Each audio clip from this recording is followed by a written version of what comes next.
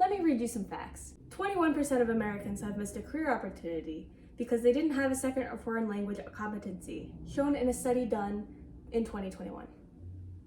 More than 31% of Americans studied foreign language purely because it was a school requirement, but then less than 10% continued that foreign language through proficiency. My question to you, the audience, is why waste all that time doing something if it's not going to produce anything anyways?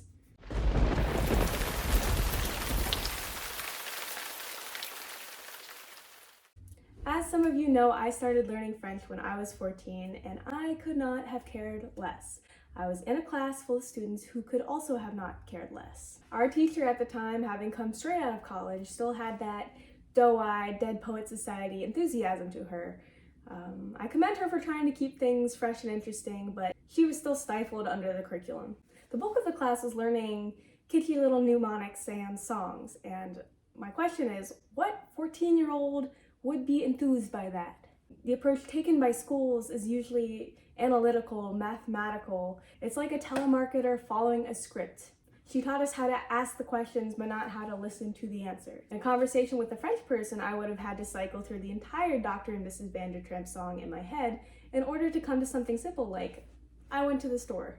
Those who know, know. My point in telling you this is that these memorization techniques, these I tell you something and you memorize it, there is no real world application in which this can be found, in which this could be useful. There is no reoccurring circumstance outside of the classroom in which someone finds themselves at the head of the room speaking and everyone else is just forced to memorize what they say. So why aren't our teaching styles reflecting real world situations?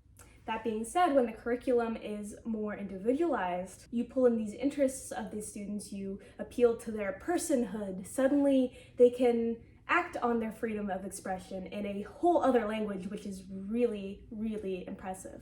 It's why sometimes self-studying is more effective than an entire institution putting together a prescribed curricula. Take interest in the personhood of the students, and the students will take interest in you. It's that simple. It's following any sort of conversation. Do you ever wonder how toddlers and children learn so quickly?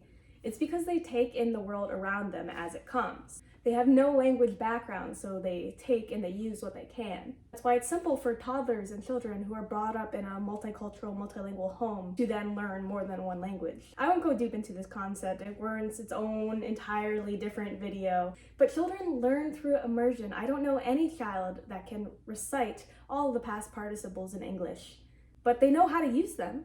The other problem is that most people don't start learning a foreign language until well into their adolescence. While it is far from impossible to learn and retain a language when you've started after childhood, after adolescence, even early adulthood, it does get exponentially more difficult. And in a society in which government craves success, it is surprising to me that they have not taken advantage of this wildly known hypothesis. That hypothesis being the critical age theory. This states, there is an ideal time window of brain development to acquire language in a linguistically rich environment, after which further language acquisition becomes more difficult and effortful.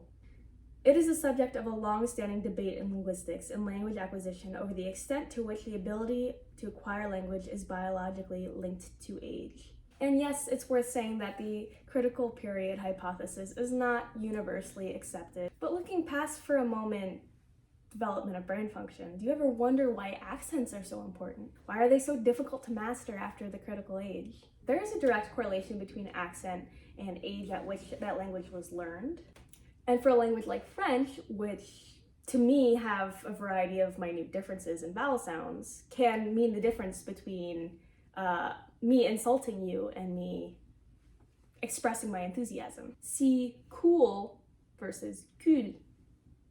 Now that, of course, is a pretty stark difference. I think a lot of people can hear, but it can be the difference between, le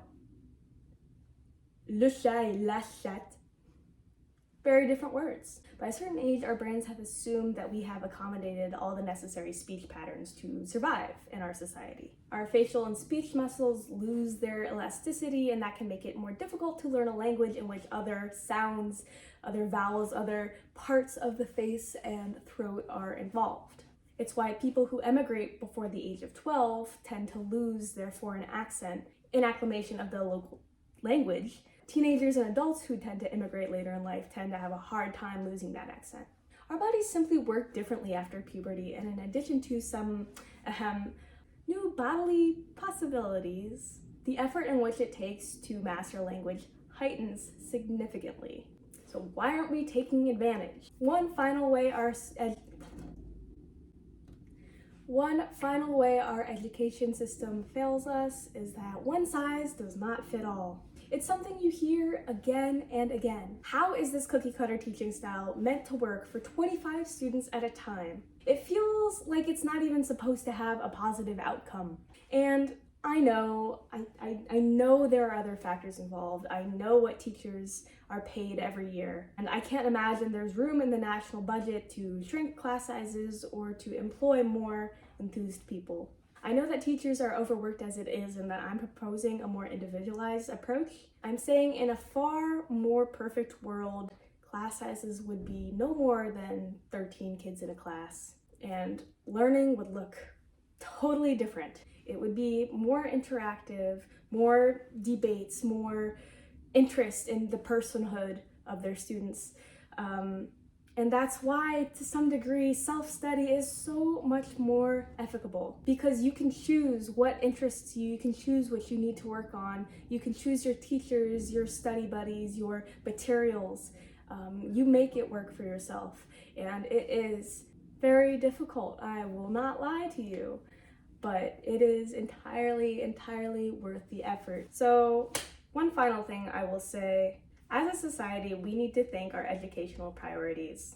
The current system often fails to equip students with the skills and thought processes that they need to become self-sustaining adults. It's true that learning a second language is entirely beneficial, but it's certainly not the only skill that an adult should possess. It's not the only skill that a student needs to thrive in today's modern, globalized economy. I've noticed also that the education system doesn't really foster a love of learning. It's more of, here's this math equation, learn it, prove it to me, and then get out of here. Students are forced to memorize for tests when really there is very little memorization that goes on in the real world. Suddenly everyone has a calculator in their pocket that they use to calculate things like tips in a restaurant. I'm not saying like academic skills aren't important. Of course they're important, but how applicable really are they in today's modern society? I dare you to go ask your parents the last time they used the quadratic formula, or maybe if they know George Washington's birth date, or perhaps, I don't know, any other little detail from history that was supposed to be hammered into our brains. And look, there are so many bigger problems in the US than foreign language requirements in schools. How can somebody be expected to focus and be enthusiastic about French verb conjugations when they don't even know where their next meal is going to come from? But it all stems from a much larger problem, and that is that today's education system does not breed critical thinking and self-sufficiency. It breeds something much more, ironically, communal based. Students graduate with degrees having not known how to do their taxes, not knowing how mortgage works, how to budget for themselves, basic economy skills. People don't know. They're forced to rely on the knowledge and the aid of others, or pay boatloads of money to get some help. If we even taught basic things like civics and taxes and budgeting, then we would be producing smart, knowledgeable, well-rounded kids that could then go on to study, to learn, to do whatever they want. But we're not doing that. But anyways, folks, this has been my little hot take corner. I hope that you enjoyed, and I hope that it got you angry enough to do something about it. I hope you're doing very well, and that we see each other real soon. Go learn something. Love you, bye. We're sorry, the number you have dialed is not in service at this time.